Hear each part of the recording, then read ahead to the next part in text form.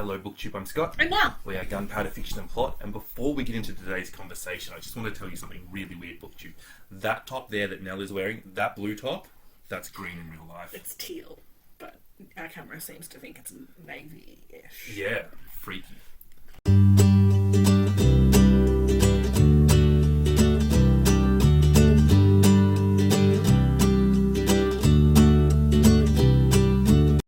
What we're going to talk about today is how to read representatively. Yeah. And the different tactics we can do, and I guess why we should read representatively. So, what do we mean by reading representatively first? I think when I say reading representatively, I mean reading books by different types of people. So, when I say that, I mean different from me, mostly. Yeah. So I'm a straight white woman, and I try and read from groups that aren't that group. Yeah. I think one of the reasons why we should do this is I think that reading stories from a variety of backgrounds really adds richness to my reading experience. I guess some people will pick up similar books. They'll always just read thrillers, and if they enjoy that, that's fine. But for me, if I read a couple of thrillers in a row, then I'm not going to want to pick up a thriller for the rest of the month. And definitely, diversity is generally a part of my reading. I read from multiple genres. I read about lots of different topics. I read quite broadly in fiction in general. So I guess that is one qualifier. If you are a repeat reader and you like to read the same things over and over again for comfort, I guess this doesn't really, reading representatively may be less attractive.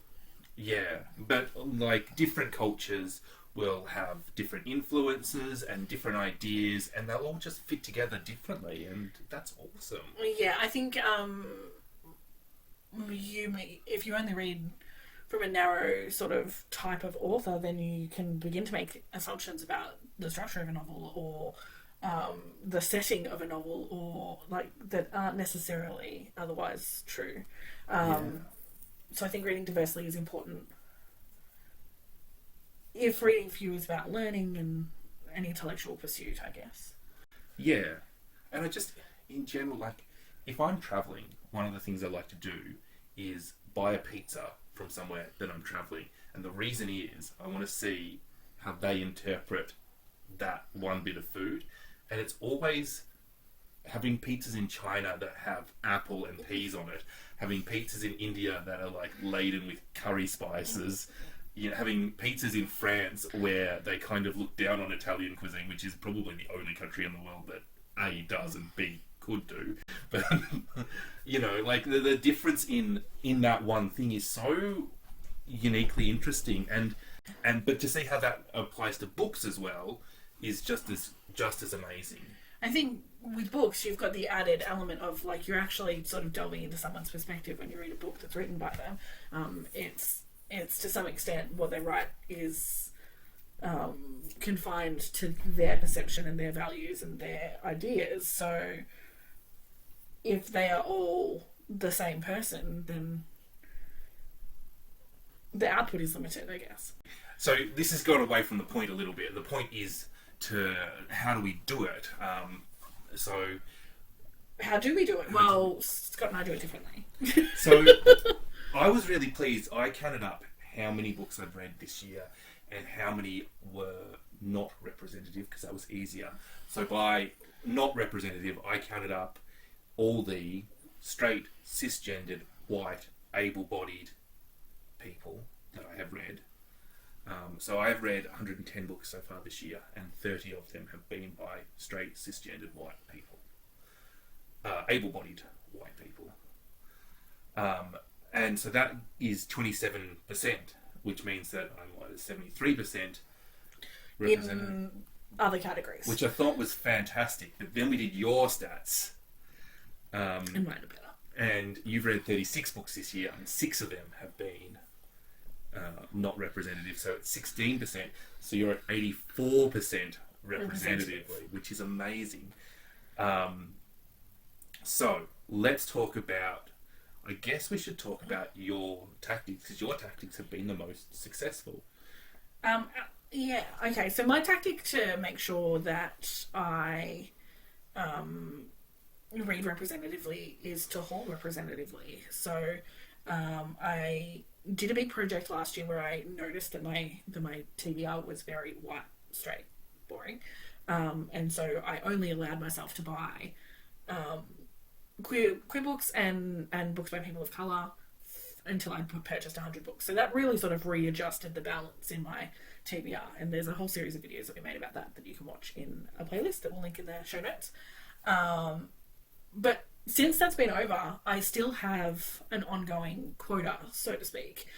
If I buy books, for every white, straight, non-representative book I buy, I have to buy 2 books that are representative. So no matter what I do, that balance is still going to be. So I guess by doing that, and this is the interesting thing, I think, by doing that, you're probably ensuring that you're reading 2/3 representatively, 66%, but actually you're reading at 84%. Yeah, because what happens is I hear of a book by a queer author and I just buy that book. Yeah. Whereas you hear of a book by a white author, and then I have to buy 2 extra to get my white book. So if the book that I go to purchase initially is already representative, then I don't go and buy a white book to balance it out. I only do it in one direction, which does mean that my TBR is very, very few white, straight, able-bodied authors. Yeah. Okay, so that has been ridiculously effective for you. Super effective, and it's completely changed the kind of books that I read, and for the better, mostly. And it gets easier and easier because I have all of these authors that I've discovered during this time that are fantastic, and I just want to read more and more of. Well, this is what actually happens, because you have discovered in this project, you have discovered that you like Octavia Butler, that you like Akwakia Maisie, that you like Bernardine Evaristo, and so many more. Yeah, like it goes on and on. Seanan Maguire. Yeah. It's just where before my Insta-buy list consisted of sort of Margaret Atwood, and that was about it. Now I've got a whole bunch of authors that are not white, straight people who I will buy if I see them. It's great. Yeah. All right. Well, my tactic was different. Yes. So I was trying to last year do quotas, and quotas wasn't working because I would go, I have to read one person of colour, one black author, and one queer author every month. And I'd read 3 books, and then the other 10 books would be by white people, straight white people. And I just thought, what are you even doing? Like, I was actually enjoying those 3 books more, but because I had a quota, because I had a TBR that was predominantly straight white people, I was trying to get through that TBR. Yeah, so you're pulling from a pool of white people and then trying to top it up with. So of course that's not working. Yeah, so I've got this nominal quota, and even though I was liking those books better, that wasn't what I was naturally reaching for. So what I did in January was I wrote a list of ethnic minority authors, and I made sure that within that list it was diverse, that I didn't have just black authors or just Asian authors or just whatever. I made sure I had Indigenous authors, I had Jewish authors, I had Indian authors, I had South American authors, and I'm just like, this is all ethnic minority from different parts of the world. And then I did the same with queer, and I just made sure that I was going to read those books in the year. And for me, last year I read 150 books, which I'm going to beat this year. But so I made sure that I was going to read at least a third authors of ethnic minority, and I think it was 30% queer. And then I knew on top of that, I knew I had things like I was going to read the Booker Prize long list when it comes out, and I knew that by statistical odds there was going to be a person of colour on that or whatever. And then on top of that, there has been things like the Indian Lit Readathon, the Disabled Readathon, that has... So you created these lists, but they're not the limit of what you're... Yeah, has really, really worked for me, is there are a few little regions that something about the culture really works for the literature for my brain. Yeah. Right? I really like South Korean, I really like Indian, I really like West African, Nigerian sort of literature. Those three sections, I don't quite know, they're all different, Yeah. all for different reasons, but there's something that really just clicks in my head that I like, something cultural about that, and I don't know what it... Yeah. I'm embracing those three sections of society a little bit more. Yeah. But that hasn't been quite as successful as changing, and I think it's like I've changed the pool of books that I'm pulling from, and I have also picked pretty strong numbers. Like I have picked 2/3, whereas you've picked... I think one of the other things is that I read much more backlist. I do read much more modern literature than you do. And I will read a higher percentage of classics, and I'm much more concerned with reading representatively now than I am with reading representative classics. There's a few reasons for that. Half the appeal of reading classics is to see the effect that book had on other books. And when there is this obscure book that people are trying to push forward as a classic, but really it's just an old book, right? Yeah. Like, don't get me wrong, like, there are classics of African literature, for example, right? They tend to be a little bit newer than English. They tend to be a little bit hard to buy, and they tend to be, like, you have to get them translated. There are all sorts of little hurdles. Yeah, but that's where... Which is, I guess this is the same problem that we have all the time. That's where, like, you've got to actually want it. You've got to actually want to read representatively to solve these problems and to jump these hurdles. Because, to be honest, when it comes to reading classics, the ones that interest me are the ones that are like, this is a really early lesbian book. I'm like, yes, I'm into that. You know, this is, you know... I was looking at a book the other day that was one of the first translations into English from a tribal African language of an oral history that had been published. I can't even remember what country it was from, to be honest. But that sounds interesting to me. Yeah. That sounds much more interesting to me than, you know, some guy telling me about his pipe. I don't know. You know what I mean? Yeah, okay, I guess. Some book where a man is driving on the road for multiple hours in different states and acting a bit of a pig. Yeah, that doesn't sound like a good book at all. No. Yeah, I suppose I realised that just then while we're speaking that I still have a bias when it comes to classic literature, because I believe that I have to have heard of it for it to be a classic, and therefore I'm automatically biased. Yes, and also, like, the people who are judging the classics in Oxford are not the same people who are judging the classics in Hong Kong. Yeah. Do you know what I mean? Like, white people classics are not the same as and all classics. There's that cult like there's Chinese classics that is like the 4 big books of China, like Journey to the West and the Dream of the Red Chamber and other ones that I don't know very well because, again... White people. But just because it's... Do you know what I mean? Just because it's representative doesn't mean it's not a classic. Yeah. Well, that's something that I need to address. I guess that is really interesting. I guess the way I used to haul books pre this sort of idea was simply, before BookTube, I would go on like list sites and just then look up books on this, and they were just so repetitive, and Yeah, everyone says that booktube is repetitive. If you go and look at some of these list sites that Scott's talking about, and it's like a list of 100 books before you die, to read before you die, and all that sort of thing. Pride and Prejudice, To Kill a Mockingbird, Catcher in the Rye, Yeah, repeat. seriously, everyone could just guess the 100 that they are, and we've all read all of them.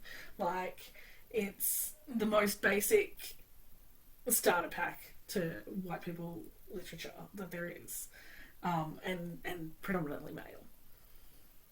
Yeah. So if you're starting from that, then how far you've come is actually phenomenal. Yeah. But I think the real change for me has been realising that I want to read Nigerian literature, I want to read Indian literature, and I want to read South Korean literature. That really excites me. And then the next thing that happened was the other day I saw a translated Hungarian book, and I'm like, well, I've never read a Hungarian novel. It's not even, I wouldn't even call that a diverse read. But I'm now being attracted to cultures that I don't know much about. Yeah, and that really excites me if I see a book from Mozambique or from Colombia or, you know. Yeah, I definitely think that, like, this for me has revived the idea of exploring literature, looking for more types of books that I like, rather than just settling into reading everything by the 5 favourite authors that I already have. I'm hunting for new ones. I'll settle down and read everything by everyone in my 80s. I'm just making a really big long list right now, and then when I'm old, I'll buy all the books and read all of the ones that. Do you know what I mean? I can take a few risks now. I can risk some shit. Yeah, I actually. It would be really sad if I only read 4 and 5 star books, because I would never be taking those risks. Yeah. And I would be reading less books, I think. Yeah. So 2 other tactics that we don't use, well, one we sort of do, is setting yourself a goal, like read a book for every country. Yeah. Which is something that's on both mine and Scott's sort of reading consciousness. And we do actually track. Every now and then we go and fill out our little map and see how far we've gotten. But I think if you make that a real project to try and complete it within a year or 2 years or something like that, that would definitely force you to read, at least from a lot of different countries and nationalities. And if that task is just too dauntingly huge, what you could do is you could go, I'm going to read all the countries beginning with the letter A. I'm going to read all the countries in Southeast Asia. And then once you complete that goal, and then you can try a different one. Yeah. Yeah. So I definitely think that is one approach that is not just a straight out quota that could get you reading more representatively. What was your other tactic?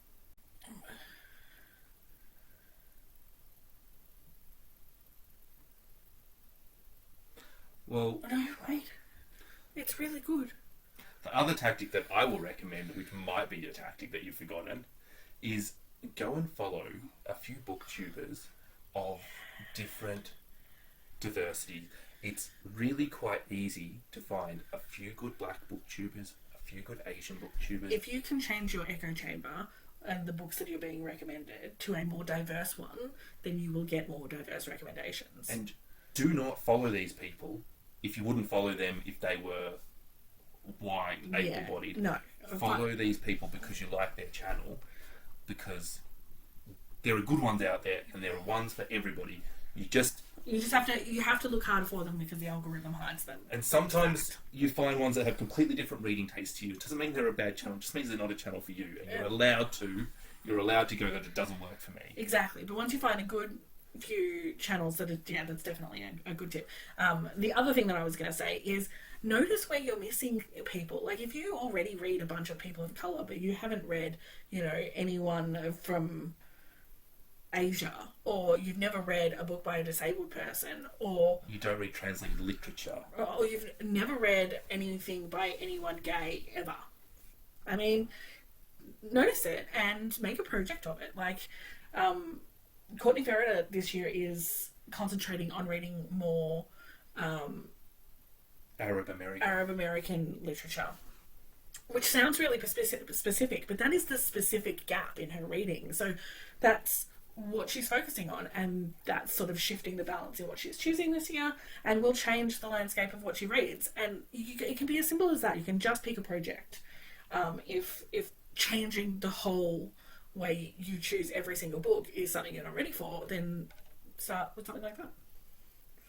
Yeah, absolutely. And I think monitoring what you read, I definitely think that's the first step. Like, you have to take stock. You have to question why you want to address this, how much you want it to change, what sort of project you want to take on. And don't beat yourself up for, like, I really like Thomas Hardy. He's not a diverse author. I'm allowed to read Thomas Hardy. I still read Margaret Atwood. There's absolutely nothing wrong with reading Margaret Atwood. We're not talking about not reading classic literature or not reading white people ever. We're just talking about shifting the balance. Yeah, that's exactly it. Yeah. I think every sort of how to begin book ends with a list of recommendations, so we should give you some. Yeah. All right, so let's start with Octavia Butler, Kindred. Yes, it's a spectacular book about a woman, a black woman in the 1970s who gets sucked back through time into slave era and lands in the South and is assumed a slave. Bernardine Evaristo's Mr. Loverman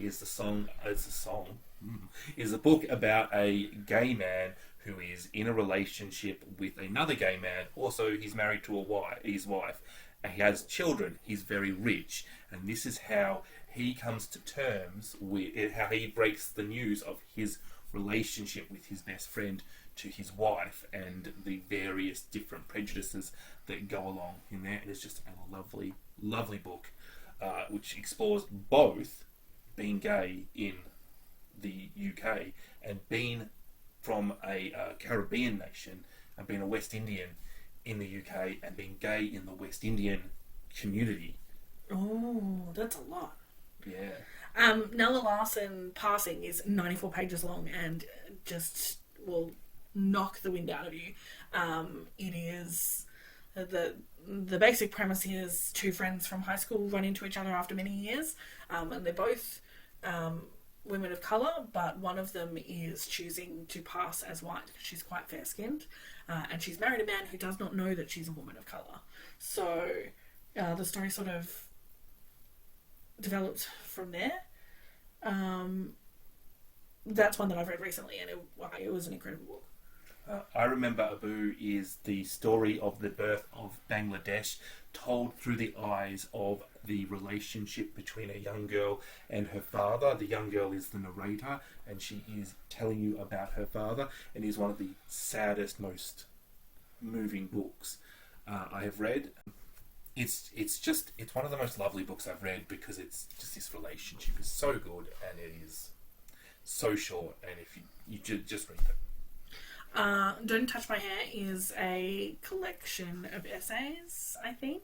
It's a non-fiction book about race. It's just what it's about. It's incredibly written. Absolutely the most... just, like... I learned so much. It was an incredible book. Kim Ji-yeon, born 1982. This is the story of what it is like to be an everyday woman in Korea, and is a study of femininity and masculinity and feminism and microaggressions. If you want to be a woman who feels seen, then read the shit out of that book. That's a good one. Life as a Unicorn by Amru Al-Qadi is a memoir about a Muslim drag queen. I mean, get into it. That's a good one. Detransition Baby by Tori Peters is the story of a trans woman, a trans character who is male but was a trans woman and was born male in a very complex identity, and a cisgendered woman. And the woman is pregnant, and these three characters try to form a very queer and interesting throuple to raise this child, and is just the most stunning, novel to make you understand trans culture and just question everything. I haven't finished this one yet, but Daryl is by Jackie S., who is a trans woman. And it says in the back, Daryl Cook is a man who seems to have everything: a quiet home in Western Oregon, a beautiful wife, and a lot of friends to fuck her while he watches. Bit different. Freshwater by Quakey Amazie. Oh, delicious. This is the story of a woman who is possessed by evil spirits. As this woman goes through life, these spirits have more and more of an effect on her and take control. One could see the spirits as manifestations of mental illness if one wanted to, but it can also be quite clearly seen as sort of a spiritual thing. The double meaning is deliberate, and it is an exploration of things like mental illness, trauma, sexuality, gender fluidity, not fluidity, but gender identity, and just so much more. No Friend with the Mountain is the single most moving book I've read all year. It is a fictionalized memoir in order to protect the identities of the people involved, written by a man who was imprisoned by the Australian government for being a refugee. My Year of Meat by Ruth Ozeki is a book about a Japanese television show going around and interviewing American wives about the meat that they are cooking that evening, and the television executive that is making that, her boss and her boss's wife. It is a stunning depiction of domestic violence, of the violence within the meat industry, of the everyday sexism and commodification of a woman's body, and then the everyday commodification of an animal's body. It is one of the best books I have ever read. Little Fires Everywhere by Celeste Ng is a nice gateway drug, I think, when it comes to getting into contemporary literary fiction. It's nice and accessible, especially as there's a Netflix series these days. And it's a complicated portrait of suburban life. There you go.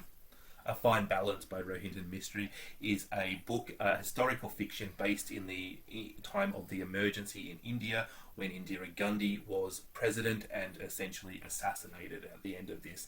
This tells the story of a widow who rents out her small apartment to two tailors and a student, and how they all get along while every aspect of society is picking on them. It is a fantastic representation of the caste system, also sexism. Also sexism.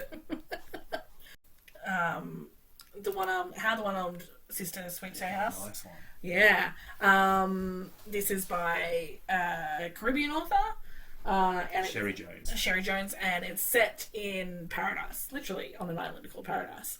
But it is not idyllic. It begins with a robbery gone wrong. A man is murdered, and everyone's life is about to change. There's a baby.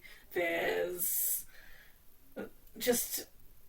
I cannot tell you how brutal this book is. It's very violent. It is very hyper-realistic. It is moving, and it is desperate. I loved it. Tender is the Flesh by Augustine Barrarizzo is the story of a dystopian universe where the commercialization of human meat has been legalized through some far-right politics and a virus that makes animal meat deadly to humans. Tasty. It is an Argentinian novel, and it is well worth the read. Yeah, that was a good one. The House on the Cerulean Sea is a lovely feeling. We've got to get a feel-good book in with all this bleak stuff. It's fantasy. It's set in a world where people can have magical powers, but magical people are required to be registered, and there's some definite discrimination going on here. So what reads is, I mean, it's a bit of a kid's book, to be honest. Has some complicated themes, but it's just it'll make you feel comforted and happy. Marlon James, A Brief History of Seven Killings, is a historical fiction based around the assassination attempt of Bob Marley in Jamaica. It is a story of drug culture in Jamaica at the time, and it is just a brutal story of violence and growing up in this violence and the different ways that of coming to terms with your own sexuality and just the hatred that these characters have for themselves for being gay or black or Jamaican and not being American or white or straight really sings through. And then there is just such a wonderfully strong female woman that just steals this book. Shelley Bain won the Booker. It's A moving book. a moving book about a kid, a little queer kid who's growing up with his alcoholic mum. Really, that's what it's about. It's a good one. Giovanni's Room by James Baldwin is the story of a relationship between a man called David and a man called Giovanni. We know Giovanni is about to be executed at the start of this book, and it is the relationship between these two people and David coming to terms with his own sexuality and how he maybe mistreats people. It is beautiful. Speaking of executed, A Lesson Before Dying by Ernest something Gaines, is about a teacher who was asked to teach a man on death row to be a man before he dies. It is set on a plantation in post-slavery America, and it is full of racial tension, both spoken and unspoken, and discusses the spiritual nature of education and connection. The Count of Monte Cristo is an epic classic tale of revenge. Yeah, I know, nobody realises that Dumas was black. Yeah, it's the epic tale of revenge, but underneath this is the tale of humanity and of what makes us human and happy and what we should do with our lives, and it's a wonderful story that has this great plot over the top of it. Yeah, I think that's probably enough to get you started, Yeah. but I'd really like to know what your favourite author finds are when you get started, and what system you try and be representative by. Yeah. All right. Happy reading. Bye. Bye.